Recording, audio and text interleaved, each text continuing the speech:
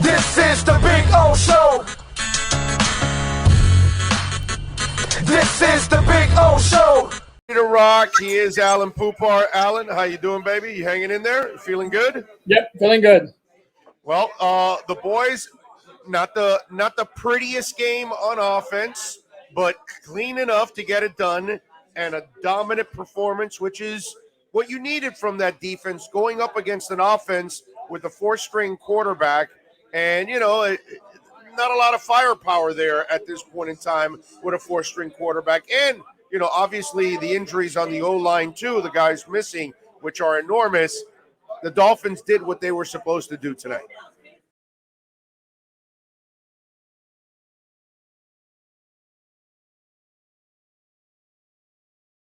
No question. And that to me, you put the combination of the rookie quarterback who's never thrown a regular season pass behind an offensive line that's not only missing stud starters like Ramczyk and Teron Armstead, but their backups on top of that. To me, it was impossible from the start to see any way where the Saints were going to do a whole lot of damage with their offense. It was just a matter of avoiding key mistakes. There was a one pick, but as I mentioned on Twitter, it was on third down and it was 39 yards down the field. Right. So it's a net punt of 39 yards. It wasn't catastrophic. You don't like to see an interception, but it wasn't where it gave the Saints a short field. And you saw the Saints had one DC drive the entire game. They were completely overwhelmed. Book looked overmatched. And he looked confused, and he looked like happy feet when he was getting a rush of Dolphin defenders, which, in fairness to the kid, I mean, he was thrown in a really bad situation. Oh, yeah. A really good defense. Yeah, I don't know. Yeah, the good thing about having you on with me here is that you're a draftnik like I am. I didn't fear him from the get-go because at Notre Dame, I never saw him develop as a passer. I always thought he was like a mediocre passer. You know what I mean? Tough as nails, a good athlete, can run, all that kind of stuff. And I knew that tonight, if the Dolphins did not allow Kamara to go off and allow Ian Book to get some easy yards, then there was no way he was going to build any kind of confidence and try to get a little short intermediate passing game going on. So for me, I knew he was so one-dimensional that you just had to stop that one dimension, and that's it. I didn't think that you could fear him, in other words. No question. And it's not like he's got a stud wide receiver core on top of everything or a good tight end. I mean, their tight ends are pedestrian at best, and then one or two of them were on the COVID list. So, to me, the only issues on defense for the Dolphins, the guy to watch was Kamara. I mean, he can't run behind. When we talk about the Dolphin offensive line being bad, what New Orleans put out on the field tonight was pretty much the same deal. I'm with you there, Alain. When you look at Tua's game today, how would you describe how he played today?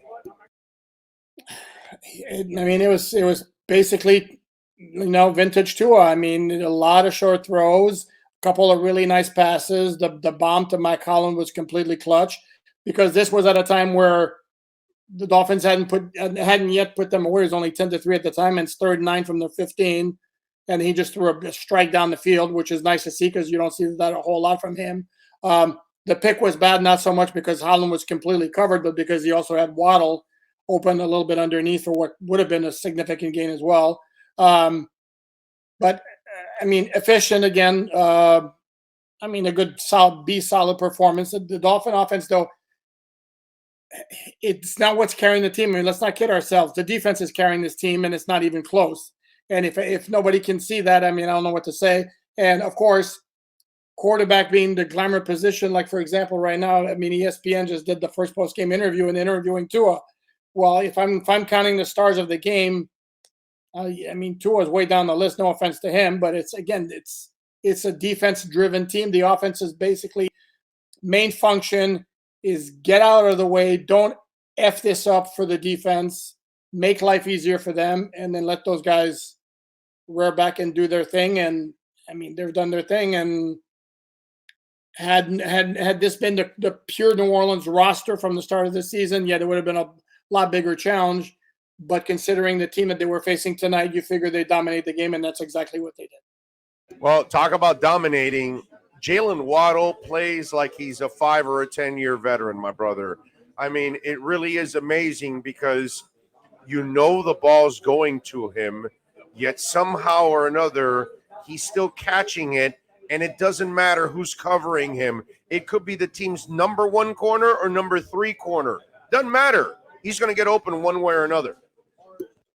Well, they didn't put the number 1 corner on him because I never saw Marshawn Lattimore anywhere close to him. I didn't really pay attention all that much. I'm going to guess he may have been on Parker the whole night, and Parker was targeted once. It was incomplete, not one catch. But, I mean, Waddle is just – here's the thing is with his speed, it's easy to get lost and start focusing on the fact that he doesn't have that many long catches. No, but what his speed allows him to do is get open all the time. So, I mean, say that for the kid. The kid's always open.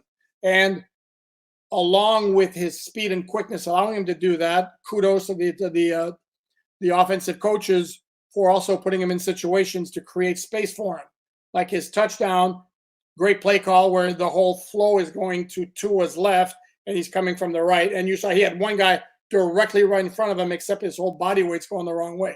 Then there was another play where they motioned him behind Tua, from Tua's left to his right, and then he wound up running up the right sideline. I don't know if it was a third down or what, but he was completely wide open because the Saints weren't able to get somebody across. So it's a combination of everything, and the guy's just monstrously productive. Week in and week out, it never changes. I'm with you there. I'm so impressed with the way this kid has handled the offense, and he has become – he's the center of the offense, actually, and everybody knows that he's the center of the offense.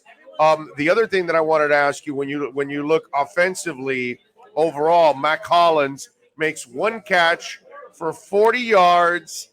He did a magnificent job of bodying the defender because he kind of slowed up a little bit to make sure he kept the ball in front of him, which is a really, really smart receiver.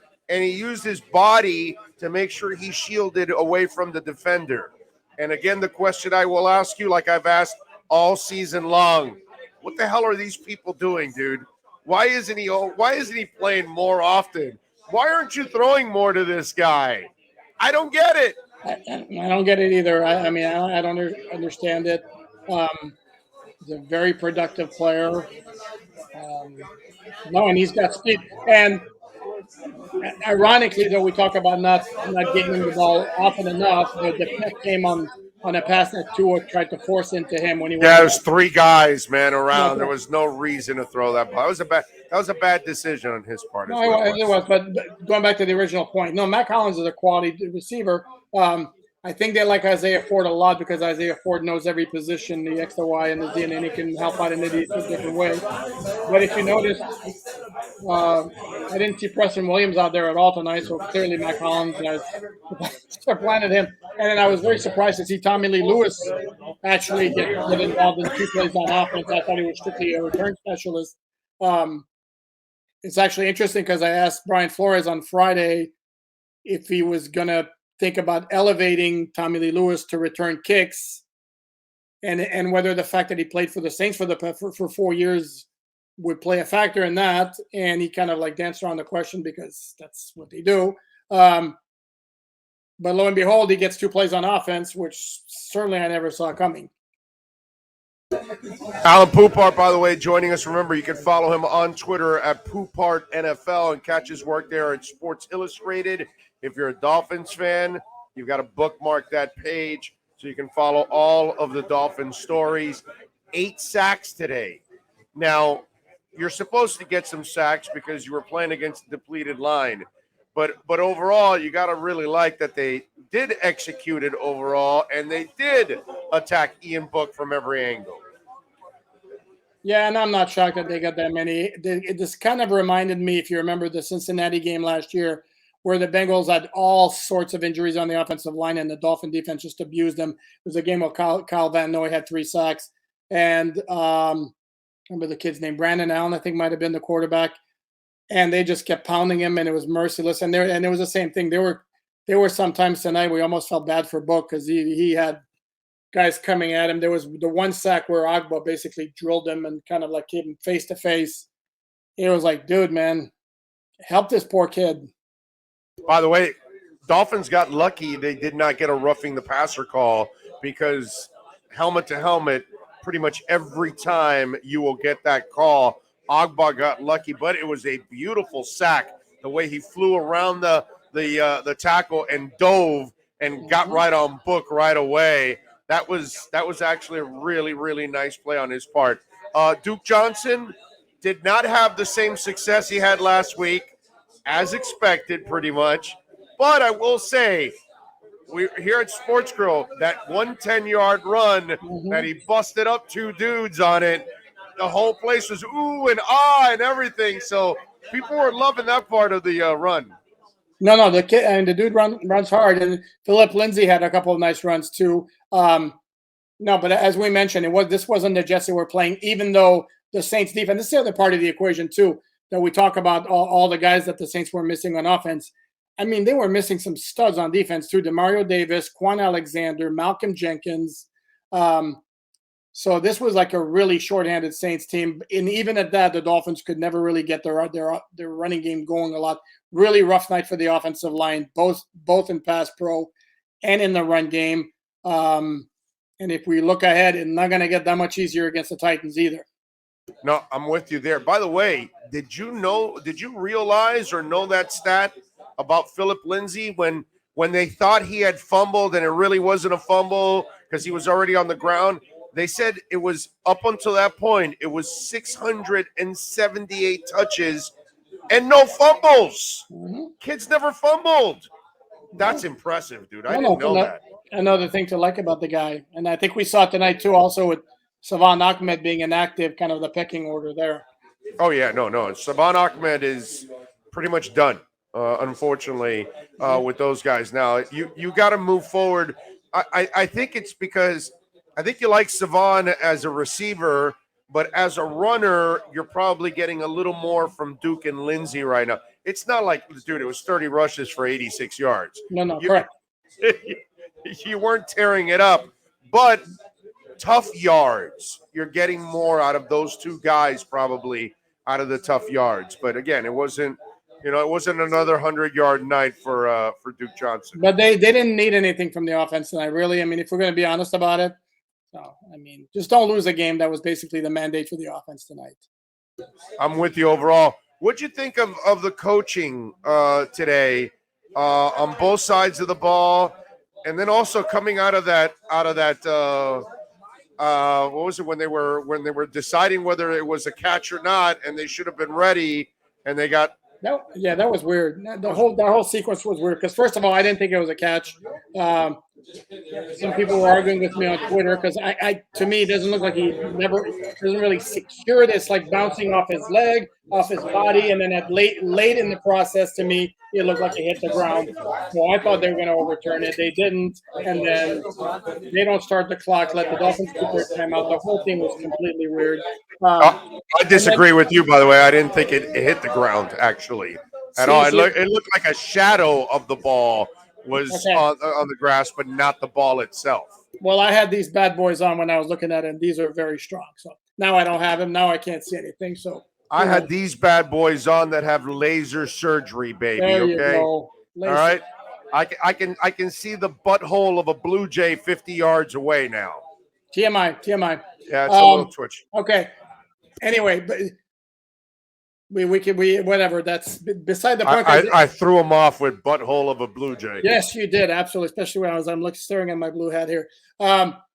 No, and it worked out in the Dolphins' favor anyway. The only problem was that they took a third down sack when Jesse Davis basically didn't even remotely try to slow down Cameron Jordan getting around him, and Tua never had a shot. Normally, it'd be like quarterback, you can't take a sack in that situation, but it's like I'm looking at the replay and dude never had a chance. I mean, Jordan's on top of him basically the second he's got the ball.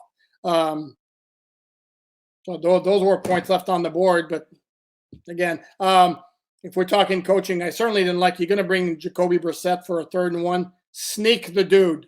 Yes. Stop it with the fake handoff and the scramble outside. Sneak the dude. That's the reason he's in there. 6'4" or 6'3", 240, whatever he is. I mean, that to me makes no sense. Outside of that, and then once they didn't get it, I'm the one of those where I despise punts on 4th and 1 and all that. But the way the game was going, Saints offense was not going to hurt you. Punt, don't give them a short field for no reason. So that was fine. Outside of that, no, I had no major issues with anything they did. And again, this wasn't really this was the type of game where don't try to outsmart yourself because you don't need to. Right, I'm with you there. All right, what are you working on SI so folks can check you out, my friend? Well, right now it's going to be a whole lot of stuff tomorrow coming, like my normal post-game stuff, the 5 most significant plays of the game, the report card. We're going to analyze the snap count, who played how much and why.